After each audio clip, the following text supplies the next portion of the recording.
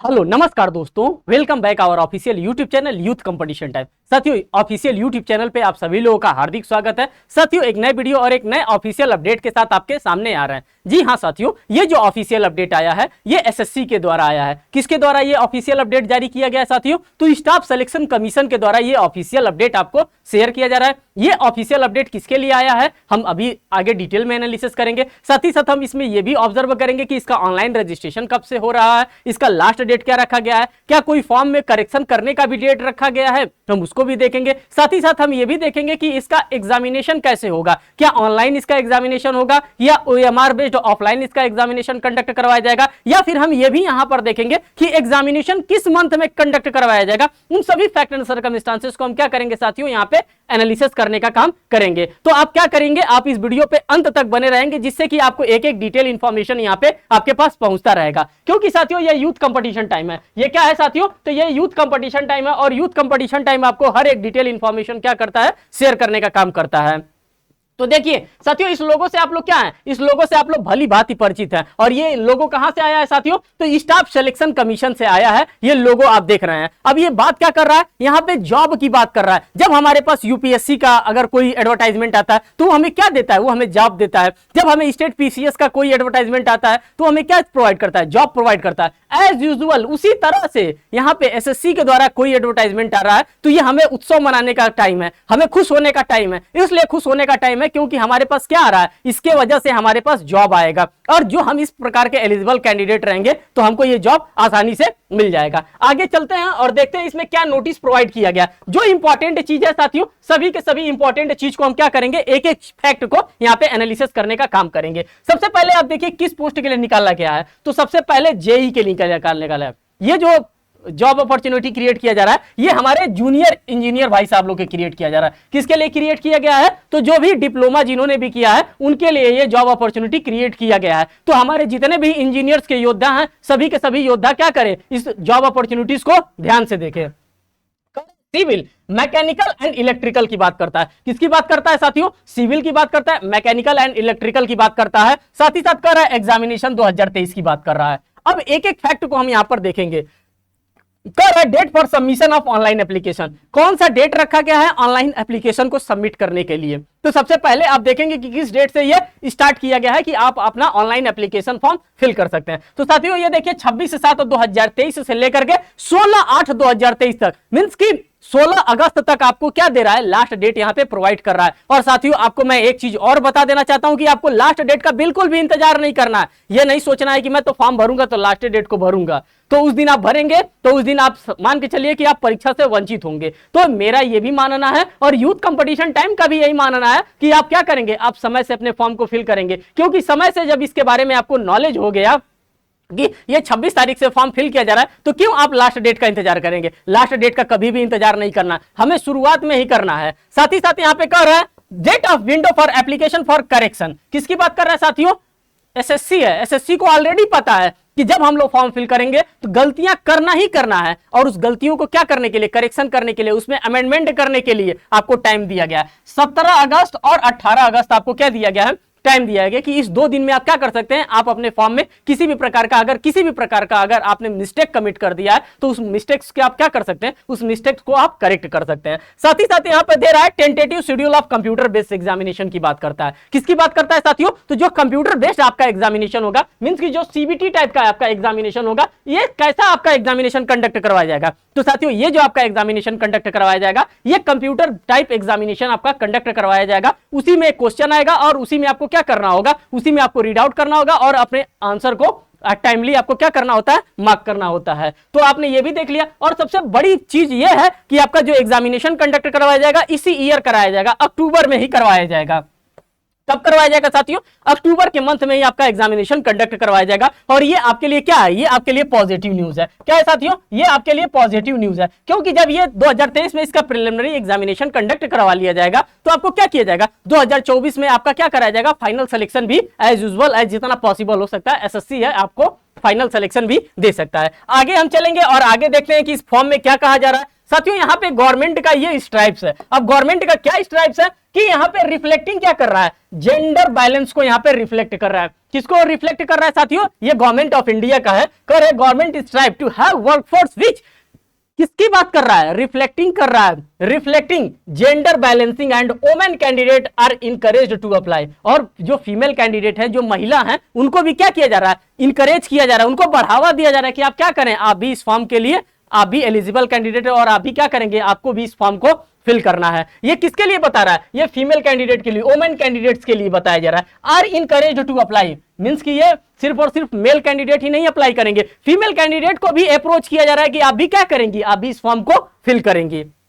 देखिए यहां पे दे रहा है, staff selection commission will hold and open competitive examination for the recruitment to the post of junior engineer civil mechanical and electrical for organisation office of the government of India. किसके office में आपको काम करने का मौका मिलेगा साथियों, अगर ये आप नौकरी करते हैं, अगर एसएससी आपको दे रहा है जॉब अपॉर्चुनिटी ये दे रहा है, तो आपको कहां पे जॉब करने का मौका मिलेगा, तो आपको गवर्नमेंट ऑफ इंडिया के बिहाफ पे, गवर्नमेंट ऑफ इंडिया के ऑफिस में आपको काम करने का मौका मिलेगा। The post are group B, जो कि नॉन गजेटेड टाइप का पोस्ट है, किसकी बात करता है साथियों, तो पोस्ट, जो पोस्ट की बात करता है ग्रुप बी की बात करता है, जो कि नॉन गजेटेड है। साथ ही साथ दे रहा है नॉन मिनिस्ट्रियल लेवल 6 का। अगर हम सैलरी की बात करते हैं तो किस पे मैट्रिक्स से लेकर के किस पे मैट्रिक्स के बीच में आपको क्या दिया जाएगा, आपको सैलरी प्रोवाइड किया जाएगा, ये भी आप देखिए। कर 35,400 से लेकर के 1,12,400 रुपए का पे मैट्रिक्स दिया जाएगा, जो कि 7th सेंट्रल पे कमीशन है और इसी के बिहाफ पे सबको क्या दिया जाता है, इसी के बिहाफ पे सैलरी प्रोवाइड किया जाता है। तो आप देख सकते हैं कि भारत सरकार आपको कितना अच्छा यहाँ पे सैलरी भी प्रोवाइड कर रहा है। तो आपको बिल्कुल भी चूकना नहीं है, एक एक इंफॉर्मेशन को डिटेल में एनालिसिस करते हुए चलना है। अब हम यहां पर देखेंगे कि किस किस चीजों के बारे में यहां पे बात किया जा रहा है। अब हम जब सेकंड नंबर की बात करते हैं साथियों, यहां पे सेकंड नंबर में आप देखिए किसके बारे में बात कर रहा है, कह रहा है डिटेल ऑफ पोस्ट के बारे में हम बात करेंगे। जब हम सेकंड नंबर वाले कॉलम को ऑब्जर्व करेंगे तो यहां पे कह रहे हैं डिटेल ऑफ पोस्ट की बात करते हैं, इसेंशियल एजुकेशन क्वालिफिकेशंस की बात करते हैं हम, और एज लिमिट की भी बात यहां पे करते हुए चलेंगे कि किस फॉर्म के लिए कितना एज लिमिट यहां पर दिया जा रहा है। पता चल रहा है कि किसी में 30 वर्ष की जरूरत है और हम तो हैं 28 वर्ष के, तो हम कहेंगे कि हम कैसे फॉर्म फिल करेंगे, तो भाई जो आपके लिए वही तो आप फॉर्म फिल करेंगे, इसीलिए तो एज क्राइटेरिया दे रहा है। अब देखिए किस चीज के लिए निकाला गया, सीरियल नंबर हम अगर 1 को देखते हैं तो इसमें ऑर्गेनाइजेशंस की बात कर रहा है, यहाँ पे पोस्ट की बात कर रहा है, यहाँ पे इसेंशियल क्वालिफिकेशंस की बात कर रहा है और यहाँ पे एज लिमिट की बात कर रहा है। हम इन सभी चीजों को क्या करेंगे, सीक्वेंस के अकॉर्डिंग्स में हम पढ़ते हुए चलेंगे, रीड आउट करते हुए चलेंगे और आपको जो भी पॉसिबल फैक्ट एंड सर्कमस्टेंसेस होगा उसके बिहाफ पे मैं आपको नॉलेज शेयर करता हुआ चलूंगा। कर रहा है बॉर्डर रोड ऑर्गेनाइजेशन, बीआरओ की बात कर रहा है, जेई पोस्ट का नाम है, जेई ग्रुप सी का पोस्ट है। यहां पर देखिए डिग्री में क्या मांग रहा है, आपसे क्या डिग्री डिमांड कर रहा है। अगर आप इसेंशियल क्वालिफिकेशन रखते हैं एज सच तभी तो आप इस फॉर्म को भरेंगे, आपके पास इसेंशियल क्वालिफिकेशन ही नहीं है, आप किए हैं ग्रेजुएशन, यही करे कि हम सिर्फ डिप्लोमा वालों को लेंगे, तो हाउ इट इज पॉसिबल कि आप ग्रेजुएशन करके कहेंगे कि नहीं हम भी ये फॉर्म भरेंगे। तो इसके लिए क्या दे रहा है, इसेंशियल क्वालिफिकेशन दे रहा है। अगर इस इसेंशियल क्वालिफिकेशन के बीच में आप फॉल करते हैं तो डेफिनेटली आप धूमधाम से क्या करेंगे, इस फॉर्म को फिल करेंगे। कह रहा है degree in civil engineering from the recognised university और इंस्टीट्यूशन से कर किए होंगे आप, और लगा करके दे रहा है।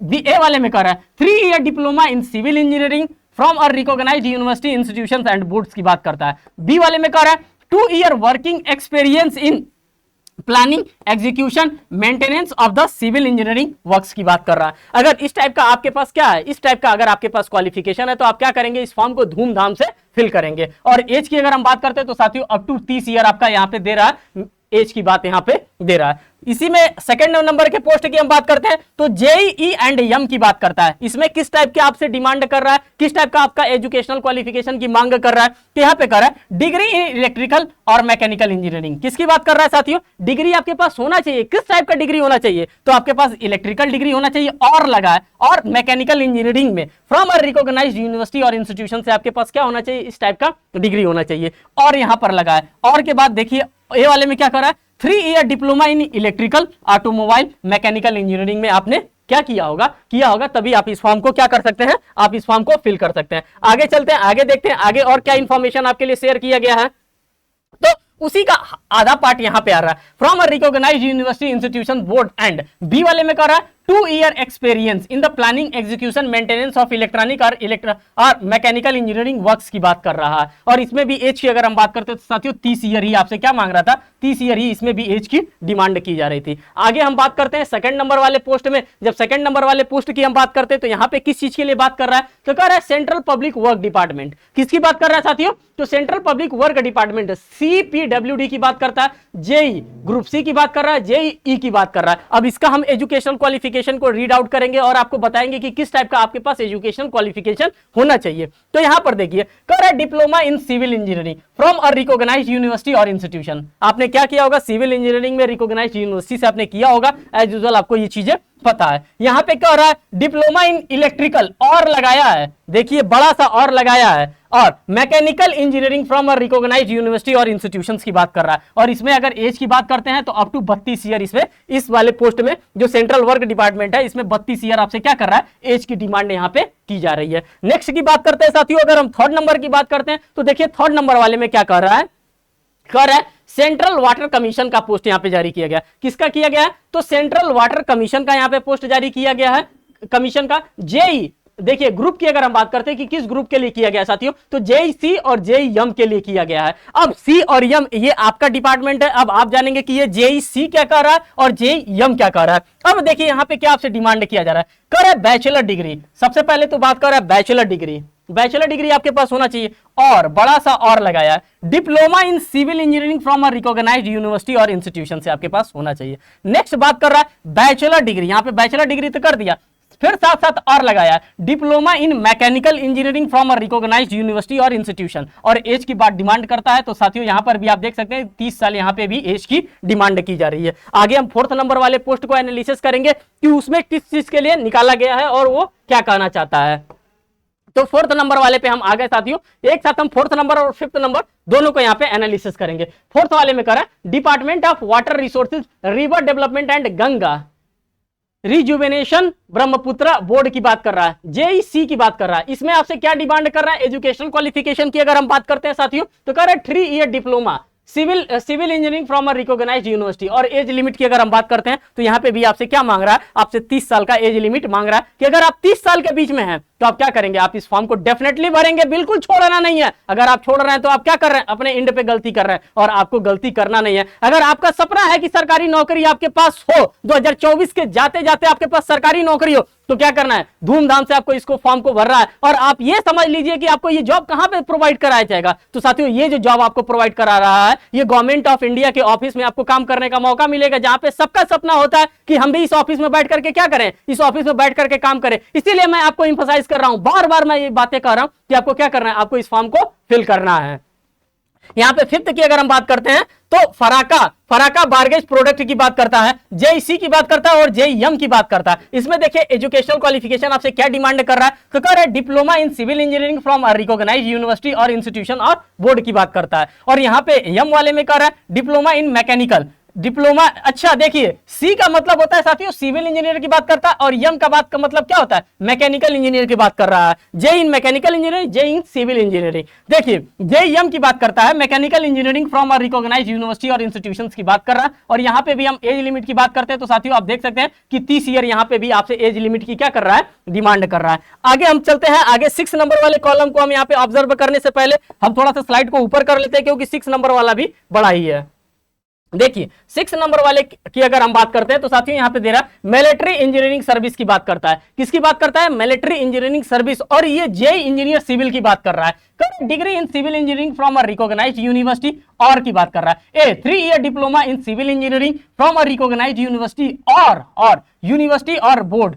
बी वाले में कर रहा है 2 year experience in planning execution and maintenance of civil engineering works की डिपार्टमेंट वर्क्स की बात कर रहा है। और इसमें अगर एज लिमिट की हम बात करते हैं साथियों तो यहाँ पे भी आपको 30 ईयर ही देखने के लिए मिल रहा है। बात करते हैं junior engineer E and M की बात करता है, मींस की इलेक्ट्रिकल एंड मैकेनिकल इंजीनियरिंग की बात कर रहा है। कहां से आपने किया होगा, किसी भी रिकॉग्नाइज्ड यूनिवर्सिटी से आपने इसको किया होगा। और ए वाले में कर रहा है 3 ईयर डिप्लोमा इन इलेक्ट्रिकल और mechanical engineering from a recognised institution and boards की बात कर रहा है। साथ ही साथ जब हम इसके बी वाले को रीड आउट करेंगे तो बी वाले में कह रहा है कि 2 year experience in planning execution and maintenance of electronic और मैकेनिकल इंजीनियरिंग वर्क्स की बात करता है, और अप टू 30 ईयर इसमें भी आपसे क्या कर रहा है, एज लिमिट की डिमांड आपसे की जाती है। आगे चलते हैं साथियों, आगे देखते हैं कि आगे यहाँ पे क्या कर रहा है। आगे यहाँ पे 7th नंबर वाले पोजीशन को हम देखते हैं और 8 नंबर वाले को, यही 2 पोजीशन हमारे पास बचा है और इन्हीं 2 पोजीशंस को हम देखेंगे। ये जो 7th नंबर का आपका साथियों कह रहा है कि ministry of ports, shipping, waterways, Andaman Lakshadweep harbour works की बात कर रहा है। ये जूनियर इंजीनियर सिविल और ये जूनियर इंजीनियर मैकेनिकल्स की बात कर रहा है। कर रहा है डिप्लोमा होना चाहिए civil engineering from recognised university, या फिर डिप्लोमा होना चाहिए mechanical engineering from recognised university. और इसमें भी जो एज क्वालिफिकेशन की आपकी डिमांड कर रहा है साथियों, ये भी 30 ईयर आपसे क्या कर रहा है, 30 ईयर यहाँ पे भी आपसे डिमांड कर रहा है। तो ये एक एक इंफॉर्मेशन आपके लिए रामबाण साबित होगा, और एक एक इंफॉर्मेशन के लिए आप क्या करेंगे, इस वीडियो को लास्ट तक देखेंगे और भी हम इंफॉर्मेशन को आपके सामने रखने वाले हैं। ये 8 नंबर की बात करते हैं तो कर रहा है national technical research organisation NTRO की बात करता है, junior engineer civil, junior engineer electrical, junior engineer mechanicals की बात करता है। तो अगर हम जेई सिविल की बात करते हैं तो सिविल इंजीनियर रिकॉग्नाइज्ड यूनिवर्सिटी से, इलेक्ट्रिकल इंजीनियर रिकॉग्नाइज्ड यूनिवर्सिटी से, मैकेनिकल इंजीनियर रिकॉग्नाइज्ड यूनिवर्सिटी से। अब रिकॉग्नाइज्ड यूनिवर्सिटी आप कहेंगे कि क्या होता है, जिस संस्था से पढ़ रहे हैं, जिसका डिग्री क्या है, मान्य है, उसी यूनिवर्सिटी की यहाँ पे बात कर रहा है। और यहाँ पे भी एज लिमिट की आप देखेंगे तो 30 साल ही आपसे क्या कर रहा है, एज लिमिट की यहाँ पे भी डिमांड आपसे की जा रही है। अब आपने सारे पोस्ट का क्या कर दिया, पोस्ट का पोस्टमार्टम आपने कर लिया। अब आगे देखते हैं आपके लिए क्या, अगर कोई ऐसा इंफॉर्मेशन है तो डेफिनेटली मैं आपके सामने क्या करूंगा, उस इंफॉर्मेशन को शेयर करने का काम करूंगा। अब देखिए साथियों, यहाँ पे ऐसा कोई भी इंफॉर्मेशन आपके पास नहीं है। अगर यहाँ पे आप देखिए, यहाँ पे क्या कह रहा है, वैकेंसीज की बात करते हैं, tentative vacancies R S follow की बात करते हैं, नेम ऑफ डिपार्टमेंट की बात करते हैं, बोर्ड रोड ऑर्गेनाइजेशंस की अगर हम बात करते हैं तो जेई सिविल की बात करते हैं। अब यहाँ पर देखिए टोटल पोस्ट की अगर हम बात करते हैं तो 431 पोस्ट के लिए, छोटी मोटी पोस्ट नहीं है। इसीलिए मैं बार बार इंपसाइज कर रहा हूं, बार बार मैं आप लोगों को प्रेरित कर रहा हूं कि आपको क्या करना है, आपको समय से फॉर्म को फिल करना है। फॉर्म फिल करने में किसी भी प्रकार का कोताही नहीं करना है। अगर आपने डिप्लोमा किया है और रिकॉग्नाइज्ड यूनिवर्सिटी से भी किया है, व्हाटएवर किस ग्रेड से आपने किया है, क्या सिविल से किया है, मैकेनिकल से किया है, इलेक्ट्रिकल से किया है, जिस भी स्ट्रीम से आपने किया है, आप अगर एज ग्रुप में फॉल कर रहे हैं, अगर आपके पास एसेंशियल क्वालिफिकेशन है, देन डेफिनेटली आप क्या करेंगे, इस फॉर्म को फिल करेंगे। और ये छोटी मोटी जॉब पोस्ट नहीं है, 431 जॉब पोस्ट आपके लिए यहाँ पे क्या किया जा रहा है, क्रिएट किया गया। और 431 पोस्ट बहुत बड़ी पोस्ट होती है, जो कि गवर्नमेंट ऑफ इंडिया के ऑफिस में आपको क्या करने के लिए, आपको गवर्नमेंट ऑफ इंडिया के अंतर्गत काम करने का मौका यहाँ पे प्रोवाइड किया जाएगा। अब देखिए जैसे सभी वैकेंसीज को यहाँ पर दे रखा है कि किसके किसके लिए कितना है, मैंने आपको टोटल बता दिया कि 431 पोस्ट के लिए यहाँ पे वैकेंसीज जारी किया गया। ये आपके लिए ऐसा इतना इंफॉर्मेटिव यहाँ पे नहीं है। अब आगे चलते हैं, देखते हैं और कोई भी इंफॉर्मेशन आपके लिए है तो वो इंफॉर्मेशन डेफिनेटली आपको शेयर किया जाएगा। ये आपका ऐसा कोई इंफॉर्मेशन यहाँ पे नहीं है, जो भी इंफॉर्मेशन हो सकता था। अब आप सोचेंगे कि ये फॉर्म कौन फिल करेगा, तो मैं कहूंगा कि नेशनैलिटी एंड सिटीजनशिप्स को आप 6 नंबर के कॉलम में आप देखेंगे, और यहाँ पे बता रहा है कि सिटीजन ऑफ इंडिया, भारत का नागरिक क्या कर सकता है, इस फॉर्म को धूमधाम से फिल कर सकता है। और यही चीज मैं आपको दिखाना चाहता था कि आखिर में आप कहेंगे कि मैं तो यहां से हूं, मैं इस फॉर्म के लिए एलिजिबल कैंडिडेट हूं कि नहीं हूं, तो आप इस फॉर्म के लिए आप एलिजिबल कैंडिडेट हैं। रहा सवाल एज रिलैक्सेशन का, तो साथियों जो भी आपका एज रिलैक्सेशन होता है, किसका, एसएससी का जो भी एज रिलैक्सेशन होता है, एसएससी अपना एज रिलैक्सेशन आपको क्या करेगा, प्रोवाइड करेगा। जैसे कि एससी एसटी हो गया, ओबीसी हो गया, और क्या कहते हैं ईडब्ल्यूएस हो गया। अगर किसी भी प्रकार का एज रिलैक्सेशन वहां पे प्रोवाइड किया गया है तो वो एज रिलैक्सेशन आपको क्या किया जाएगा, एज रिलैक्सेशन आपको प्रोवाइड भी किया जाएगा। अगर आप कहेंगे कि इस फॉर्म को कहां जाकर के हमको भरना होगा, तो मैं कहूंगा यही इनका ऑफिशियल वेबसाइट होता है। क्या होता है साथियों, यही इनका ऑफिशियल वेबसाइट होता है, और इसी ऑफिशियल वेबसाइट पे जाकर के आपको क्या करना होता है, आपको फॉर्म को फिल करना होता है, रजिस्ट्रेशन करना होता है। आगे चलते हैं, मैं आपको एक चीज और दिखाना चाहता हूं जो कि आपके लिए इंपॉर्टेंट है। बस आप लोग सब्र किए रहिए, बने रहिए, मैं उस चीज को दिखाता हूं, आप लोग भी देख करके क्या हो जाएंगे, आप लोग भी देख करके खुश हो जाएंगे। देखिए बस वो आने वाला ही है, 11 बस बस बस बस। अब देखिए एग्जामिनेशन सेंटर्स की अगर हम बात करते हैं तो कहाँ कहाँ आपका एग्जामिनेशन देख लीजिए, थोड़ा सा ये भी देख लीजिए, ये भी आपके लिए इंपॉर्टेंट हो जाता है। Serial number examination centre and centre codes की हम बात करते हैं कि जब आप इस फॉर्म को फिल करेंगे तो आपकी जिज्ञासाएं होती है ना कि हाँ हमारा सेंटर कहाँ पे जाएगा, तो आप देख लीजिए भागलपुर, दरभंगा, मुजफ्फरपुर, पटना, पूर्णिया, आगरा, बरेली, गोरखपुर, झांसी, कानपुर, लखनऊ, मेरठ, प्रयागराज, वाराणसी, सीतापुर, गया, इन सभी जगहों पे क्या दिया जाएगा, इस सभी जगहों पे आपका सेंटर दिया जाएगा। किस चीज का, एग्जामिनेशन सेंटर आपको यहाँ पे भी प्रोवाइड किया जाएगा। तो इस प्रकार से अगर आप लोग यूपी से हैं, अगर बिहार से हैं, हमारे जितने भी भाई बहन हैं, तो वो अपना क्या करेंगे एट दैट टाइम यहाँ पे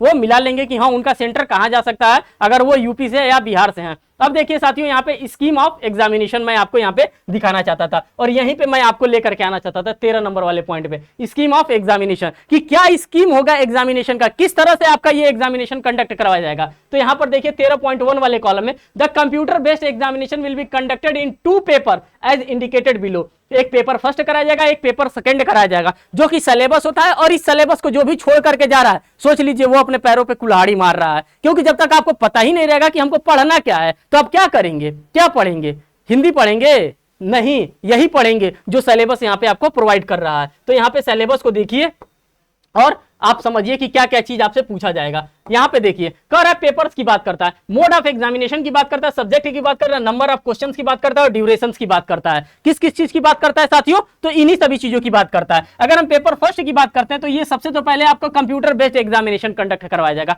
ये सबसे पहली इंफॉर्मेशन है कि एग्जामिनेशन जो आपका होगा साथियों, ये कैसा होगा, ये सीबीटी टाइप का होगा, कंप्यूटर बेस्ड एग्जामिनेशन होगा। और इसमें क्या पूछा जाएगा, इसमें जनरल इंटेलिजेंस एंड रीजनिंग के क्वेश्चन आपसे पूछे जाएंगे। अगर नंबर ऑफ क्वेश्चन की बात करते हैं तो 50-50 यहाँ पे क्या दिया जाएगा, क्वेश्चन दिया जाएगा। यहाँ पे ये आपका भाई साहब साथ नहीं छोड़ने वाले हैं, कौन? तो जनरल अवेयरनेस है, जनरल अवेयरनेस से भी 50-50 यहाँ पे क्वेश्चन पूछे जाएंगे। यहाँ पे थर्ड वाला पार्ट ए की बात कर रहा है, कह रहा है general engineering civil and structural, और पार्ट बी में जनरल इंजीनियरिंग इलेक्ट्रिकल, और पार्ट सी में दे रहा है जनरल इंजीनियरिंग मैकेनिकल की बात कर रहा है। अब जिस भी स्ट्रीम से आप हैं, या तो आप सिविल से हैं, या तो आप इलेक्ट्रिकल से हैं, या फिर आप मैकेनिकल से हैं, जिस भी स्ट्रीम से हैं, आप क्या करेंगे, आपसे सब्जेक्ट से क्या किया जाएगा, क्वेश्चन डिमांड किया जाएगा। और यहाँ पे 100 आउट ऑफ 100 क्वेश्चन दिया जाएगा। अगर हम ड्यूरेशन की बात करते हैं, 2 आवर्स का यहाँ पे आपको क्या दिया जा रहा है, 2 आवर्स का आपको यहाँ पे ड्यूरेशन दिया जा रहा है।